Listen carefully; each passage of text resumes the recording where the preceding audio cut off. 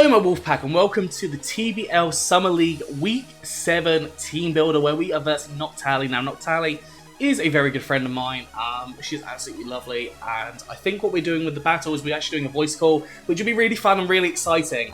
But yeah, this week Tali's team is scary. She's the London Umbreons, if you didn't know. Got a hiccup. But yeah, this team is more scary because I recommended a couple of changes for her team and she took them. But yeah, we've got Swampert here. Swampert is a pain in the backside, especially if it's Rindo Berry. We've got Drapion, which, you know, ground type attacks can hit hard.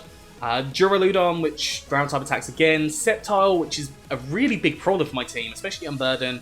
Kind of getting that speed boost there as well.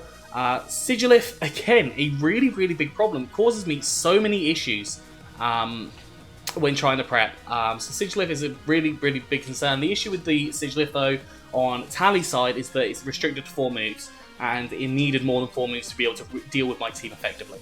Alcremie, which I've used multiple times before, and this thing is just a beast. It just causes me so many problems, and I've just been able to take names with it as well.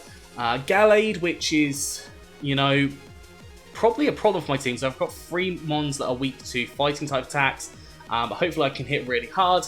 We've got Rotom, which is, you know, a bit of a problem. Raboot, which I'm not too scared about. Pinsir, which I'm not expecting to come, but if it does come, I might be in a bit of a problem. Ice Skew as well, I don't expect to see. But my team, let's go for it. We've got Xurkitree, which has Thunderbolt, Energy Ball, Substitute, and Dazzling Gleam on it. Thunderbolt obviously hits a lot of the ones for some kind of neutral damage, or with like Sigilif, just flat out kills it. Energy Ball was there for the Swampert in particular because it does not want to take an Energy Ball. Unless it's Rindo, then it probably does and it takes me out. Dazzling Gleam kills Sceptile in 2 hits. It also kills Dura in 2 hits as well, which is really, really good information to know. Gallade doesn't want to take a Thunderbolt particularly. Rotom probably doesn't want to take a Dazzling Gleam. Raboot, Thunderbolt doesn't want to take it. Pinsir, I think, can live a Thunderbolt, but 2 will take it out, and same with Ice Cube. So, you know, I've got like a lot of damage output possible with Xurkitree, and if I can get Xurkitree set up with a +1 possibly, it means that it's going to tear through the team itself. So that's something that I am really looking forward to hopefully seeing. And we've got Substitute on here as well, just because I do anticipate there will be some opportunities where she will switch, especially if I'm against the Sigilif. She knows that that's going down, so going for the Substitute there is going to be really helpful for me, especially considering I should hopefully live a hit. But yeah, that is Xurkitree designed to hit with damage output, and that is basically it on here. Next Pokemon up, we've got Riparian. Now, I'm trying to run a weakness policy, Rock Polish Riparian. Now, I will say this is not my best matchup set. My best matchup set is reserved because I am expecting to see Tali in the finals at some point, and I really want to be very cautious over what I do against her in this match, because I don't want to bring my best team and then be stuck with a subpar team on the second one. So I've gone for slightly different strats here. This is more meme-y set, I suppose, in a way, but we've got Rock Polish and Weakness Policy. So Rock Polish giving me a +2 on my speed, outspeeds everything except the Sigilif. And the Sigilif of Energy Ball is a problem. So once the Sigilif is gone, or if she doesn't re-Sigilif, then this Riparian can just really tear through the team.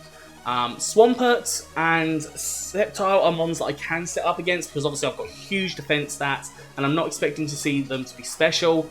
And even if they are special, it's not the hugest thing in the world. I should hopefully live a hit, and then I just outspeed everything as long as I've got my sticky webs up, which is something I really, really hope to happen. But yeah, Earthquake and Rock Slide and Ice Punch just kill everything. Earthquake at +2 destroys Swampert, it kills Drapion, kills Duraludon. Ice Punch with Sceptile, Sigilif goes down to a Rock Slide, Gallade goes down to a +2 Earthquake, Rotom, I think might have just lived the Rock Slide, so that could be a problem, but realistically Rotom against Riparian, it's not the best one to be against. Earthquake kills Raboot, Rock Slide would kill Pinsir, and Rock Slide would kill Ice Cube. So if I can get this set up, I could definitely see a Riparian sweep happening. Which would be really, really nice. Unless something's wearing heavy juicy boots, and it's fast, you know, we'll see, but hopefully late game this can get set up and this can cause problems for Tally. Moving on to our third Pokemon, we have got Hitmonlee. Now Hitmonlee has got the Lumberry here. I don't know if this is going to work, if I'm completely honest, because I needed a way to set off the Unburden, because, you know, fast needs fast. But yeah, Lumberry, because I expect to get like burned from a Scald or a Will-O-Wisp from Rotom, or a Thunder Wave coming from somewhere potentially. A Psycho Shift on the Sigilyph, definitely those kind of things I expect to happen. So the Lumberry is here to allow me to activate the Unburden boost. Earthquake, Close Combat, Blaze Kick, Poison Jab, so the only thing that's really a problem at this point is the Swampert. Drapion, Earthquake, Duraludon, Close Combat or Earthquake, Sceptile, Poison Jab, possibly even Close Combat, it's not got the highest defense stat. Sigilyph, go for the... what do I go for? I think I go for the Blaze Kick, and that does a lot of damage to it. Alcremie, Poison Jab, which should hopefully take it out. It might need a little bit of chip for it to do it. Gallade, realistically I go for Earthquake, it hits hard.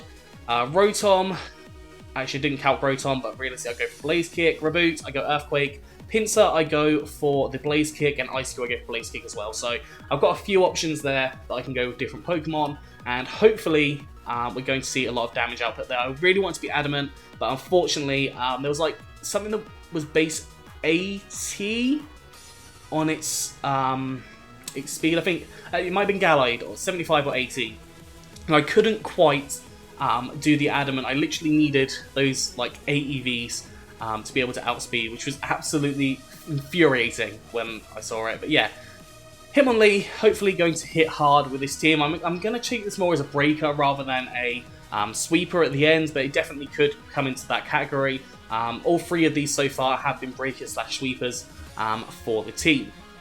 Next up, we've got Umbreon. Now, this is much more of a support play, realistically. I've got Foul Play on here, which can 2-hit KO the Sigilyph. Wish to Wish Pass into different things. Heal Bell, in case I get some kind of burn on something I don't want burnt. We've got Toxic on here as well, and that allows me to rack up some damage on things like the Swampert, which can be really annoying to deal with. Body Press Dura, I do have to be considerate of as well, because that can be a problem for me also. But yeah, like I've got quite a few mons here which can deal with that as well. And Umbreon, not the best matchup here, but I thought Umbreon works quite nicely to do what it wants to do. I hope the Sigilyph is not Dazzling Gleam, and even if it is, I think it does like 30% to me, so it's not that much. And the Foul Play just does more, so that's kind of my thought process there. That's all I've got for Umbreon. It's not really got a huge amount of explanation to it. It's just a nice support Pokemon that can take out Sigilyph, which was going to be a big problem for me. Next up is Araquanid. Now I'm hoping Araquanid will be able to do some stuff here. We've got the Cobra Berry here because realistically Alcremie can be a problem. Not Alcremie, Sigilyph can be a problem. But honestly, this thing can wreck through the team. I've got a lot of attack investment because realistically my attack is going to be needed. We've got Liquidation, which like 2-hit KO Swampert. I think it 1-hit KOs Alcremie, or has a high chance to 1-hit KO Alcremie. Has a high chance to 1-hit KO Sigilyph. Leech Life 1-hit KOs the Sceptile and gets me a lot of health back.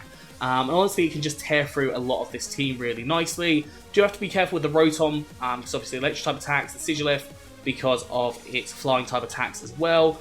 There isn't any stab rock type attacks on this team that I can see, so I should be able to live that okay. Mirror Coat for the Sigilyph, because Copper Berry would really reduce the damage of an Air Slash. Mirror Coat that onto it, it would just completely obliterate it. Sticky Webs to slow down the opposing team, because realistically I just need to slow down.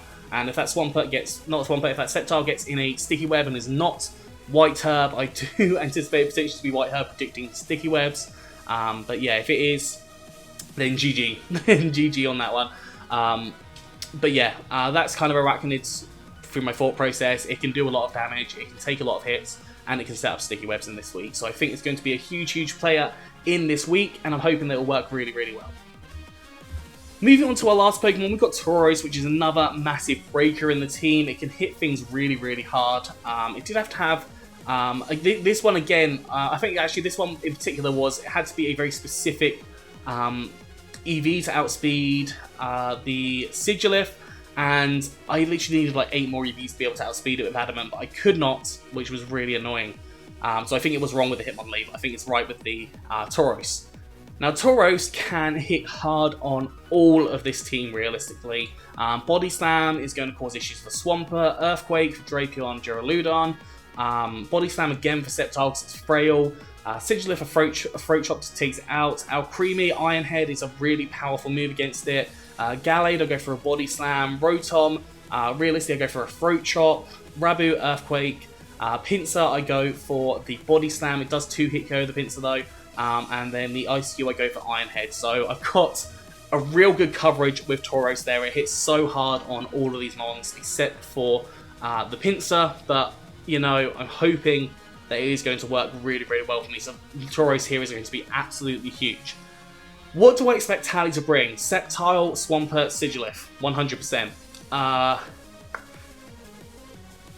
Dura, probably Alcremie, so Duraludon, Alcremie, and I expect maybe the Rotom to come as well. I think that would be a really good option for her to bring, but realistically she could bring almost anything on this team, so yeah. That's going to be all for today. I hope you've enjoyed this. Please do like, subscribe, and comment. Let me know what you think down in the comment section below. Anyways, I'm out of it, so have a good one, and I'll see you soon.